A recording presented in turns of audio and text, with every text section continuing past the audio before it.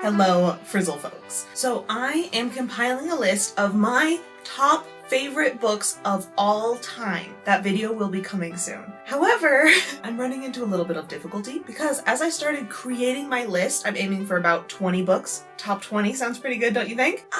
There were quite a few books that were on the edge, borderline books, that I wasn't sure if they deserved to be in the favorite books of all time, and one of the things really holding me back from putting them on the list is that I've never reread them. Most of the books on that favorite books of all time list I've read many times, 2, 5, 10, but then there's this handful of borderline books that I've only read once, and I want to put them on there, but I'm like, but can I put you on there if I've never reread you? So today we're putting those books to the test. I'm going to be rereading a few of these books to determine, do they deserve a spot on my favorite books of all time? So there's two that I definitely want to get to, which is A Study in Drowning and Ethan of Athos. Those are the most borderline a reread will help me decide here. There's a few other ones that I'm also considering rereading, but I'll make those calls as we go. And I am so excited for this project because best case scenario, I reread these books and they're my favorite books of all time. Worst case scenario, I reread these books and they're still fantastic books. I've already read them. I already know they're fantastic books. Even if they don't end up making my favorite books of all time, it'll still be a fun experience rereading them, I think. So let's go. So I'm rereading A Study in Drowning. I first read this book when it came out in 2023, and now it's 2025, and it is time for a reread. Something that's interesting about this reread experience is when I first read the book, I read it with my eyes, ebook format, and now I'm listening to the audiobook. I generally really enjoy audiobooks, and this one is well done, but not so awesome that I think it elevates the reading experience. It's just like good audiobook average. But something that's been really fun listening to this audiobook, let's take a quick aside into sharing about my life. So in the past few months, I've acquired this bad habit that sometimes I feel like I just want to lay down and listen to an audiobook. Now that's not a bad habit. I'm fine with that. But the problem is that then I lay down and I'm listening to my audiobook and I'm just chillaxing and it's great. And then I find myself scrolling on Instagram while listening to the audiobook. And it's not good for my audiobook listening comprehension. It's not good for my Instagram enjoyment either. And generally it's just screen time that I really, really hate and I can't seem to kick the habit. So here's the plan. So I decided that I needed a hobby to occupy my hands while I was listening to audiobooks in these kind of situations. So I've decided to take up crocheting. The last time I crocheted, I was probably about 7 years old, and I did not get very far in my crocheting knowledge because I didn't have anyone to teach me. I learned like 1 or 2 stitches and I gave up. So now I'm crocheting again. This is my very first crochet attempt in a very long time, and I am so happy with it. And now I've decided to jump right in to a project of crocheting a blanket. Here's the first beginning stripe of the blanket. I'm planning it to be 3 colors. Most of it is going to be simple single crochet stitches, but I'm planning to throw in some stripes of more advanced stitches to learn and practice. Very excited about this, and this is exactly what I needed. I crocheted this while listening to A Study in Drowning for like an hour, and it was so good. Exactly what I needed. Exactly the level of engaging my hands and a little bit of my brain, but not so much that it stops me from fully paying attention and listening to the audiobook. This is truly my breakthrough of audiobook listening right now, and I'm so excited to finish this. It's gonna take a long time and many audiobooks, but I will keep updating you on it, because it's fun and I get to watch it grow, row by row, little by little. So right now I am about halfway through A Study in Drowning, and the big question, of course, is this still a favorite book of all time? I think it's still feeling like a 5-star book, but it isn't as good as the first time I read it. And this leads me to a larger discussion question of, do my favorite books of all time all have to be the kind of books that get better on a reread? There's some books that you read them for the first time, they're fantastic, and then on a reread, they're just even better because you get to catch all the little hints that you missed the first time. And there's some books that you read for the first time and they're really good, and then on a reread, they slightly lose some of the magic because you know the answers to the mysteries. And A Study in Drowning is one of the ones that it's lost some of the magic because I know the answers to the mysteries. So here's the plot of A Study in Drowning, not spoiling any of the mysteries for you, of course. A girl named Effie is a university student in a very sexist environment. Her dream her whole life has been to study literature because she is obsessed with this one famous author, and she got rejected from the literature college at the university because she is a woman, and now she is studying architecture, but she's salty about it. And her character is a very anxious and battered kind of character where she's gone through a lot, including sexual assault, of which there is quite a lot of discussion in this book. It doesn't get graphic, but it is heavy. And the plot of this novel kicks off when she gets the opportunity to work on a renovation plan for the home of her favorite author. Her favorite author's now dead. She's working with the son of the author. So she travels out into the countryside to go stay at this home for 6 weeks and design the plans of their renovation. So here are a few of the mysteries and points of tension that really hooked me when I first read the book and now have lost a little bit of their luster on a reread because I know how it all turns out. First, there is another university student staying at this house. He's working on a project going through the old letters and journals and papers of the famous author. And his project, which Effie, our heroine, gets wrapped up in helping him with, is to try to find proof of whether or not this author was a fraud. There's a theory among the academics that he didn't write all of the books that he said he did, that he had, various ghostwriters or whatever. There's also quite a lot of tension between the student and Effie in a romance that starts slowly blossoming. But it's a very slow burn, angsty thing, and a lot of that is because of Effie's mental health troubles. Because she, ever since she was a little girl, has been really struggling with this fear and anxiety that roils inside of her and really messes with her life in a lot of ways. And one of the ways it messes with her life is that she sees visions of the fairy king coming to hunt her and kidnap her and take her away. She sees these visions of this dark magical world intersecting with the normal world and is both really frightened at the prospect of the fairy king, but also wants to hold on to this part of her that's unique, and she doesn't want to deny her own truth as she sees the world. And a big question and tension of the story is how much of what she's seeing truth. Because even within her own narration, sometimes she totally believes everything she's seeing is real, and sometimes she's like, these are probably delusions.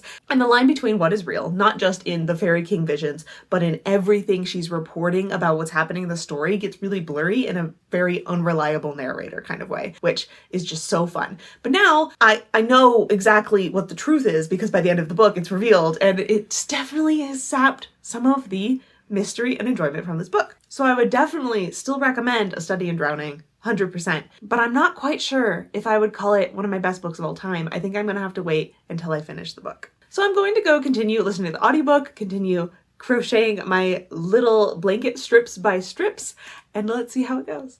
I've finished A Study in Drowning, and let me tell you about some of the things that I love about this book before I get to the final verdict of whether or not it's my favorite books of all time. I think I'd give it still 5 stars on a reread. Something that really sets this book above the typical young adult fantasy novel is that it is trying to say something about the power in believing in other people. And we see this play out in the book in a few different ways. One, there's Effie and her visions that she's seeing, and she's struggling of, does she even believe herself? And also she's struggling with other people not believing her, of it's so difficult for her to confide in people because she's been burned so many times before of people just dismissing her as crazy. There's this interesting scene in the book where Effie and her love interest are discussing ghosts. Where Effie, our protagonist, believes in ghosts. It's part of her daily life almost to see these ghosts haunting her. Her love interest, on the other hand, is very cold and logical, and he's like, I don't believe in ghosts.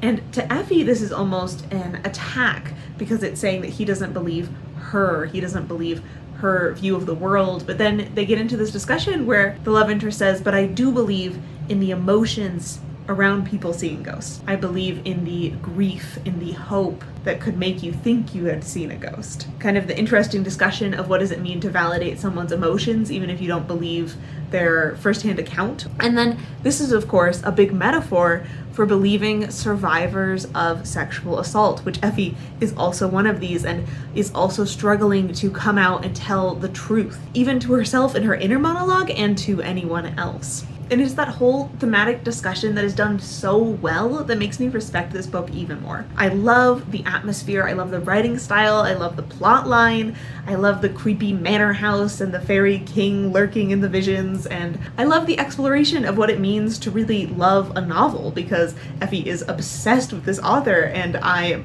too am obsessed with many novels. Before I get into my final verdict of if this very good book is one of my favorite books of all time, let's check in on my crochet, because I've made quite a lot of progress.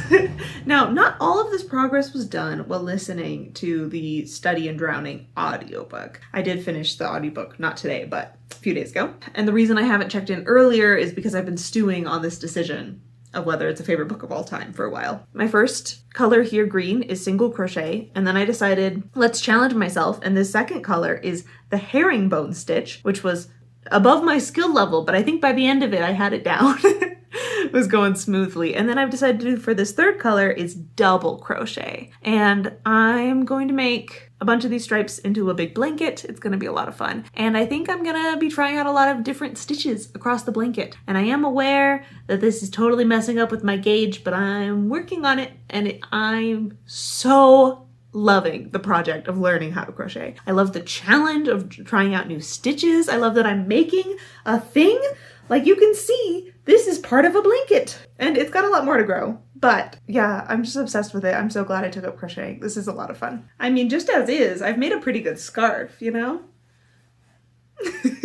So, the big question, is A Study in Drowning one of my top 20 books of all time? It was not as good on a reread as it was the first time around. There's other books that are solidly on my favorite books of all time list that get worse on a reread. So it doesn't disqualify a book just because it's slightly worse on a reread. But I think what it boils down to is even though those books were slightly worse on a reread, I still have a desire to read them again and again. And A Study in Drowning doesn't. Like, I've read it twice now, and I think twice is enough. I don't see myself ever reading this book again. And so I really don't think I can put it on my favorite books of all time list, because it just doesn't have that pizzazz and spark of a favorite book of all time on a reread. And I know what that feels like, because all the rest of the books that are solidly on the list had that pizzazz.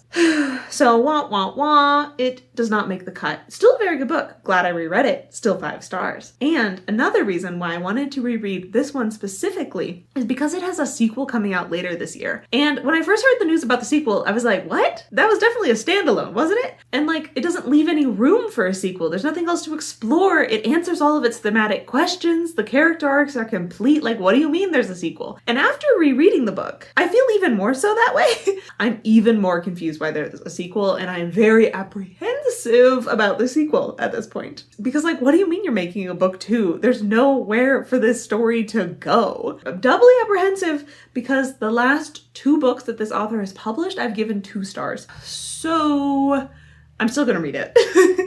And you can look forward to my review for that in, I don't know, 6 months or whatever when it's coming out. So now I'm off to listen to the next audiobook of a favorite book of all time candidate.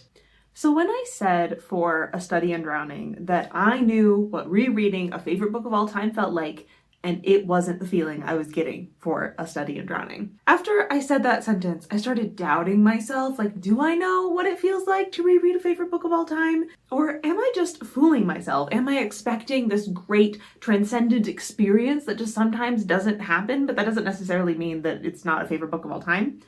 No. I'm sticking to my guns, because now I have reread a favorite book of all time, and indeed, it does have a special feeling. Because I have now reread Ethan of Athos. I was gonna check in with you like halfway through, but I was too absorbed in the book and I binged it all in like 2 days. So Ethan of Athos is a sci-fi novel. It's a standalone, though it does take place in the 𝐂𝐊𝐍𝐎𝐶 Saga extended universe. And we are following a man named Ethan from a planet named Athos. And Athos is quite an interesting thought experiment of a planet where 200 years ago, some guys decided that women were the root of all evil, and they were going to go start their own planet without any women on it.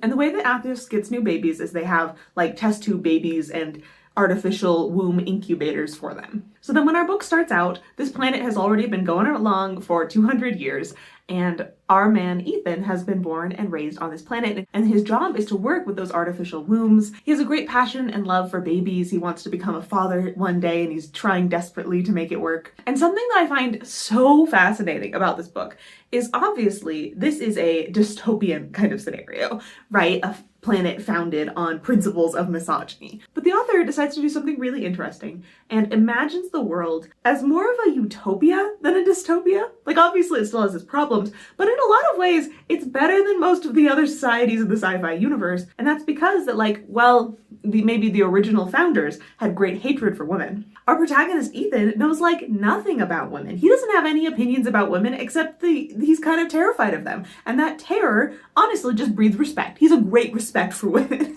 And though our protagonist Ethan is flawed and does get various character arcs throughout the book, at his core, he's just like such a kind, emotionally intelligent person that is always striving to do his best and be nice to everyone. And I just love following sometimes those kind of cinnamon roll protagonists that it's just so fun to cheer them on. Anyway, so his adventure is the planet of Athos is running into some problems because the egg cells that they're using to make their test tube babies are running out. And so Ethan gets sent off planet to go journey into the wider galaxy in order to purchase more ovarian cultures, some more eggs to make the future generations of test tube babies. And this is a big trial for him because out there in the wider universe, he has to encounter things such as women. He has to interact with women. It's a big, his greatest fear.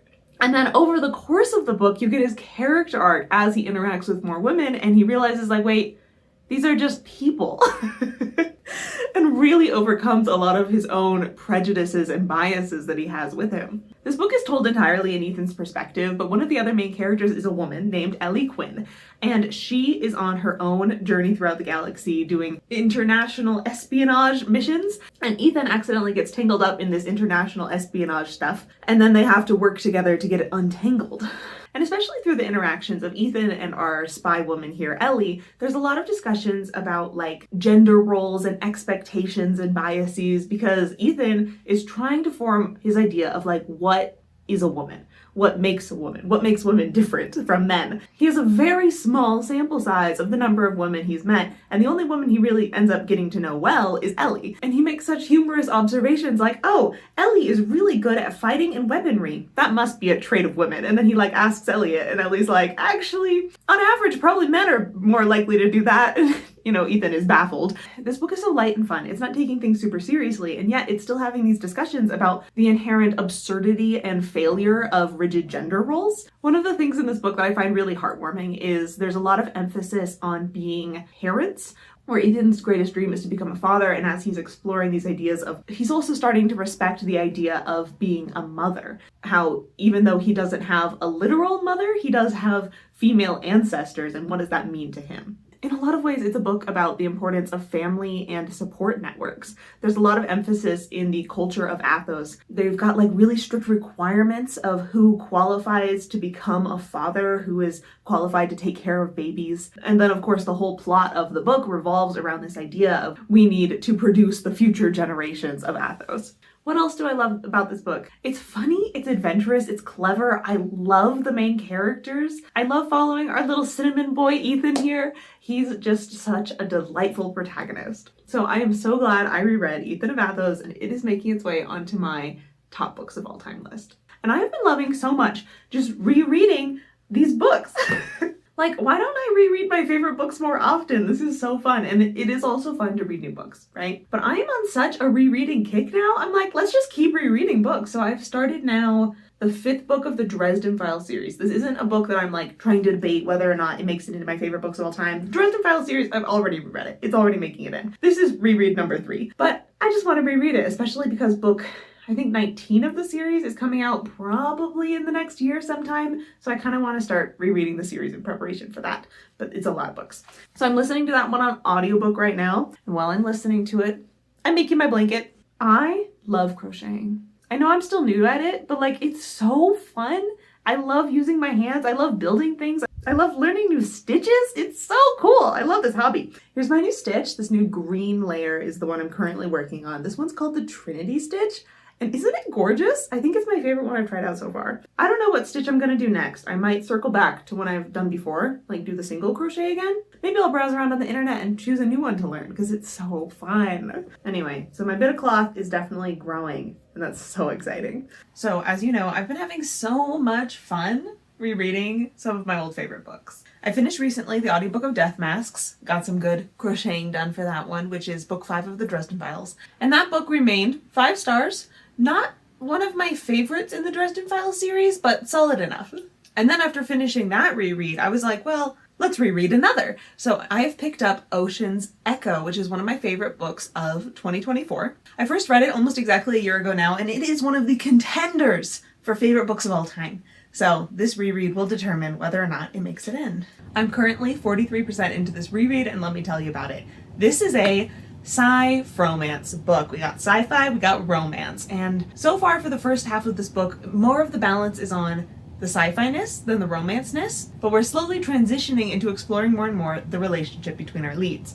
So our leads are Mr. Disaster Guy, utterly self-sabotaging, very flawed character, 𝐂𝐀𝐏. He's a mind reader and he got in some trouble with the law and politics, and he has been pretty much sentenced to be a slave in the space military. The person who's been assigned to be his handler is our other lead, and his name is 𝐂𝐀𝐏, and he is very organized, very on the ball, rule following and clinging to the regulations to a fault sometimes. They're very much foils to each other in their personality and character archetypes, and I love it. And he has like mind control powers, though he never really uses them. So they both don't want to do this. For 𝐂𝐀𝐏, for obvious reasons, because he doesn't want to be mind controlled. And for 𝐸𝐸, he is such a believer in like true justice, and he sees this as a major violation of that kind of justice, in that everything's being rushed and sketchy, and he doesn't like the idea of someone being forced into something against their will. So then they get into this partnership, which is like almost like a weird play on fake dating, where they are fake mind control partners.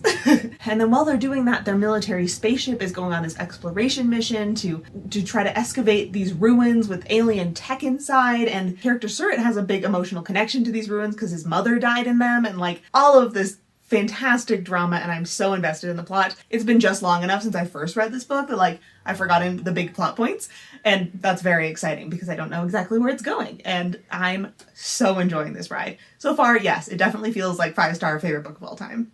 So let me give you an update on my crochet. My blanket is growing. I decided to circle back around to stitches that I had done before. So from my, I think I updated you last, I was doing the Trinity stitch, this green.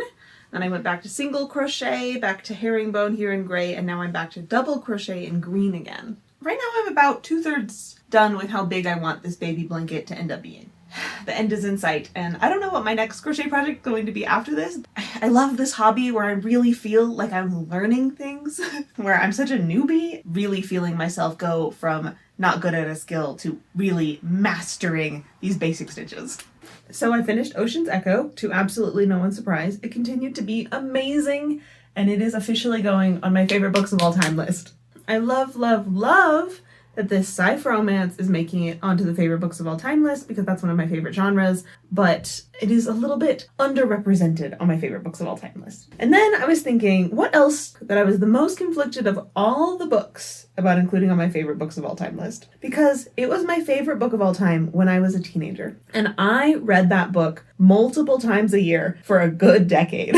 It's definitely my most reread book of all time, and that is The Host. But I hadn't reread that book in a good, 7 years, and I was definitely thinking in my mind like, oh, that's the book I loved when I was a teenager. My tastes have changed now. I don't know if it holds up. And I was kind of scared to reread it because I was really thinking it wouldn't hold up. And there were a few reasons for that. One, I hadn't had a desire to reread the book in 7 years. I felt like my taste had moved on. Two, I have read a book by the same author, Stephanie Meyer, in the last few years, which was Midnight Sun, and I thought that one was okay. I really appreciated some elements of it, but I felt like the pacing was really bloated and dragging and long, and the book was way too repetitive. So going into my reread of The Host, those were my expectations, that it would be way too long and draggy, that it would be bloated, that it would be full of the things like teenage angst that I loved back then, but now I'm outgrown. No. I think I loved The Host more on this reread than I even did as a teenager. I appreciate all the things that book is doing, and it has solidly earned its place in my favorite books of all time. And I'm so glad I did the reread, because I was leaning on the side of the fence of not including it before the reread, but it definitely deserves its spot. So what is The Host about? It is a story of an alien invasion, of these little worm aliens that crawl into your brain and mind control you. And you're from the perspective of one of those aliens, as she comes to experience Earth for the first time and starts getting conflicted thoughts about if she wants to be an alien invader. At the same time, there's a complicated love triangle that becomes a 4-person love square. And honestly, the book is so clever and so smart. It's really exploring the themes and ideas of your mind versus your body. As you have the mind of the alien controlling the body of this human girl, the human girl is also present. She is constantly talking in the head of the alien, even though the alien has full control over the body. One of the members of the love triangle is the previous lover of this human body, and the body still loves him, and the alien, who has all these memories of being in love with the guy, is also still in love with that guy. But then at the same time, the alien is falling in love with a different guy, and it's much more of a mind-to-mind intellectual romantic connection than a body-to-body physical romantic connection that she has with the other guy. And though maybe when I was a teenager, I couldn't have put this into words exactly of why I appreciated this book so much, but definitely one of the reasons there is for it exploring the idea of a physical romantic love versus a more intellectual asexual love. Of having that theme of like, these are different types of crushing on someone. These are different ways of relating to romantic love, but they're both valid and good and powerful. And as like all the rest of the books that I was reading back then and even now deal more with the physical, sexual side of falling in love is oftentimes the emphasis, I just really appreciate books that focus more on the intellectual side of falling in love with someone and really admiring their mind and that kind of connection. So I would say if you like sci-fi romance, I would highly recommend The Host. It definitely held up on a reread, and do not let the fact that it's written by the same author as Twilight scare you away, because I think it's much more mature and writing style than Twilight generally is. I would also give the disclaimer that it's definitely a very slow-paced, thoughtful kind of book. There aren't like big action, alien invasion scenes. No, it's just like a lot of thinking, and more thinking is most of the plot. But I really loved it. Like, definitely, no question in my mind, it's one of my favorite books of all time. So I listened to Ocean's Echo and The Host on audiobook, so of course, I did a lot more crocheting. Let me show off the results to you. The blanket is finished! It's absolutely fantastic. I love it. I love it so much. So we have 9 bands of color here using 4 different stitches. And then around the edge, I did a black border and a blue border. And I just love the way this turned out. I mean, it's kind of hard to show off on camera, but I love how you get all of these different textures from the different stitches. I love the colors. I love the way that the border kind of ties everything together. I love the size it turns out. It's just like perfect for a baby blanket. And it feels so good to have this project done. I don't know what my next big crochet project is going to be. I think I'm gonna try making scrunchies next, because that sounds fun. And then, I don't know, maybe another blanket, because I really enjoy having a large project. And not too shabby for a beginner crochet project, if I say so myself. Like, there's definitely things that I look at it and I'm like, ooh, wish I had done that a little differently. But, my blanket's done. I'm so happy how this video project turned out. Rereading a bunch of 5-star books. Yes! Making decisions about what deserves to be on my favorite books of all time list, also very satisfying, whether it was a yes or a no. So tune in on a future Frizzle Friday very soon for my best books of all time list. I think I'm gonna make it 20 books. I'm considering splitting that into 2 videos by genre, like my 10 sci-fis and my 10 fantasies. What do you think though? Should I? Or should it all just be one long mega video? We'll see. Thank you for watching.